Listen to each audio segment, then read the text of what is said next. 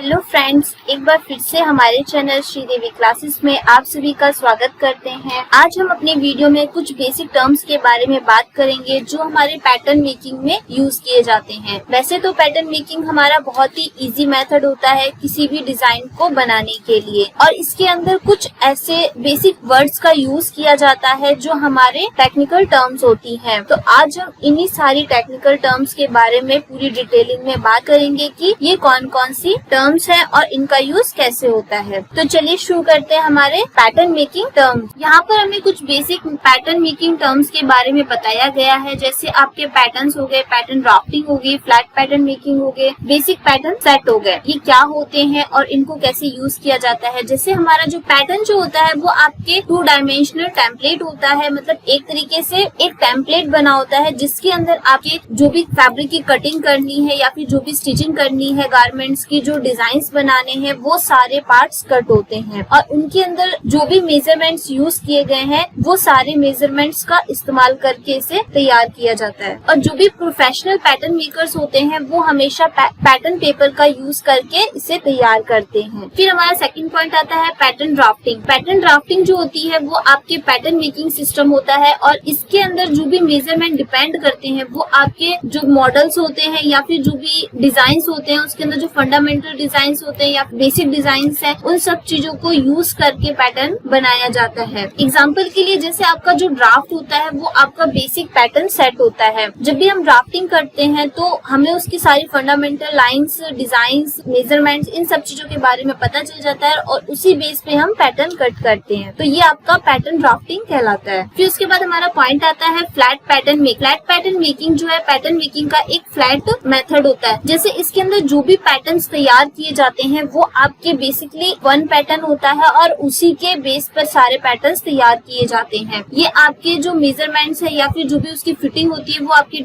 Dummy को लेकर के की जाती है या फिर इंडिविजुअल फिगर होता है उसके बेस पर बनाई जाती है। जब भी हम डमी या फिर इंडिविजुअल फिगर को लेकर के कोई बेसिक पैटर्न बना लेते हैं तो उसी के थ्रू हम और भी डिजाइन और भी क्रिएशंस को तैयार करते हैं। ये आपके जो भी पैटर्न मेकिंग होता है उसका एक सिस्टम है और ये आपके जो बेसिक पैटर्न होते हैं उस पर डिपेंड करती है। और इसके अंदर अगर आपको कोई भी नया पैटर्न या नया डिजाइन बनाना हो तो उसको मैनिपुलेट किया जाता है, जैसे आपके स्लैश मेथड का यूज करके, पिवट मेथड का यूज करके उस क्रिएटिव न्यू डिजाइन्स को बनाया जाता है। जैसे हमारा जो भी बेसिक पैटर्न होता है या फिर बेसिक बॉडी ब्लॉक होता है उसका यूज करके हम और भी नए डिजाइन को बना सकते हैं, उसी तरीके से हम फ्लैट पैटर्न मेकिंग का यूज करते हैं। फिर हमारा पॉइंट आता है basic pattern set. Basic pattern set आपके 5 पीस के सेट होता है जिसके अंदर हमारे फ्रंट एंड बैक पार्ट होते हैं, बॉडीज पार्ट होता है, स्लीव होती है और फ्रंट एंड बैक की स्कर्ट पार्ट होता है। बेसिक पैटर्न सेट जो होता है वो आपके बेसिक पैटर्न में किसी भी स्पेसिफिक फॉर्म में या फिर फिगर में सेट किए जा सकते हैं। और जो बेसिक पैटर्न सेट होता है उसके अंदर कोई भी डिजाइन नहीं होता है या फिर किसी डिजाइन के पर्पज से नहीं बनाया जाता है, ये आपका बेसिक पैटर्न होता है। और अगर आपको कोई भी फ्लैट पैटर्न या फिर कोई भी डिजाइन बनाना होता है तो हमको उसका डिजाइन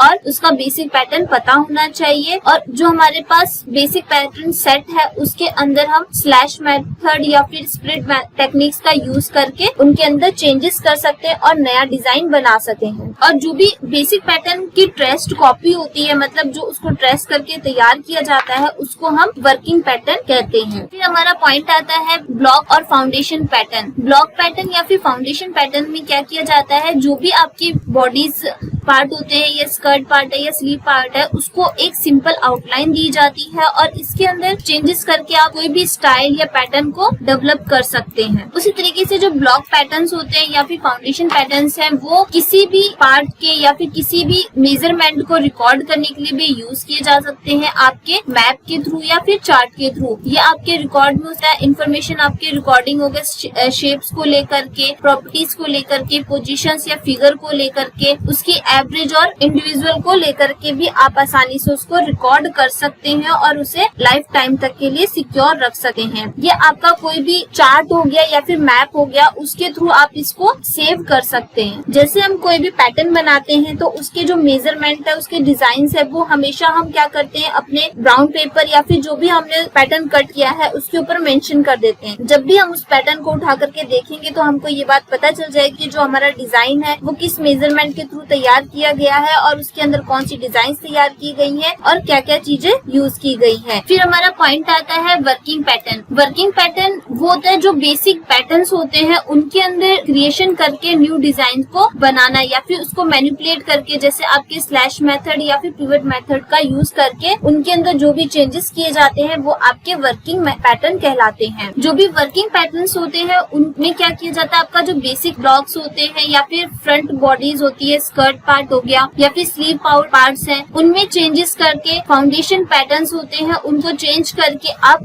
न्यू बना सकते हैं। उसी तरीके से जो पैटर्न मेकर्स होते हैं उनको ऐसे डिजाइन का चूज करना चाहिए या फिर ऐसे पैटर्न का चूज करना चाहिए जिससे वो आसानी से कोई नया डिजाइन बना सके या फिर न्यू पैटर्न्स को कंप्लीट कर सके। इससे क्या होगा कि जो भी टाइम है वो सेव हो जाएगा और जो हमारा डिजाइन है उसके अंदर जो भी मेजरमेंट है या फिर जो भी लाइंस वगैरह है उस पे पहले से ही काम किया हुआ है तो आप आसानी से उसको बना सकते हैं या फिर उस पे काम कर सकते हैं। उसी तरीके से जब तक वर्किंग पैटर्न जो होते हैं उनको हमेशा सीमलेस करना चाहिए जब तक आपको उस चीज का एक्सपीरियंस ना हो। अगर आप सीमलेस पैटर्न तैयार करते हैं क्या होगा, जो भी उसके अंदर डिजाइन होते हैं उनको मैनिपुलेट करना या फिर उसे डेवलप करना इजी हो जाता है। फिर आता है हमारा फर्स्ट पैटर्न। जो फर्स्ट पैटर्न होता है वो आपका ओरिजिनल पैटर्न होता है जिससे आपके सारे डिजाइन्स और सारे जो पैटर्न्स होते हैं वो डेवलप किए जाते हैं। इसके अंदर जो भी फिटिंग्स होते हैं और उन जो भी एडजस्टमेंट होते हैं उनको ध्यान में रख करके पैटर्न पर मार्किंग की जाती है और फिर उसे तैयार किया जाता है। और जो आपका फर्स्ट पैटर्न होता है वो हमेशा हाफलेस होता है जब तक उसका जो डिजाइन है वो सिमेट्रिकल ना हो। फिर हमारा पॉइंट आता है प्रोडक्शन पैटर्न। प्रोडक्शन पैटर्न एक तरीके से एक ऐसा सेट है जो आपके फाइनल रिक्वायरमेंट होती है गारमेंट की, उसके लिए यूज किया जाता है। ये आपका जो फाइनल रिकॉर्ड होता है उसके लिए सबसे ज्यादा जरूरी होता है। ये जो पैटर्न होता है ये आपका करेक्टेड होता है, परफेक्ट होता है और मॉडिफाइड पैटर्न कहलाता है। मतलब किसी भी पैटर्न को मॉडिफाई करना चाहते हो तो भी आप प्रोडक्शन पैटर्न का यूज कर सकते हैं। और इसके अंदर अगर आपको कोई भी गारमेंट कंप्लीट करना हो तो इसके अंदर सारे पैटर्न के पीसीज होते हैं जिनको यूज करके आप कोई भी डिजाइन को या फिर कोई भी ड्रेस को कंप्लीट कर सकते। और जो प्रोडक्शन पैटर्न्स होते हैं उनका यूज जो पैटर्न ग्रेडर्स होते हैं वो ग्रेडिंग करने के लिए, उसकी ग्रेडिंग की साइज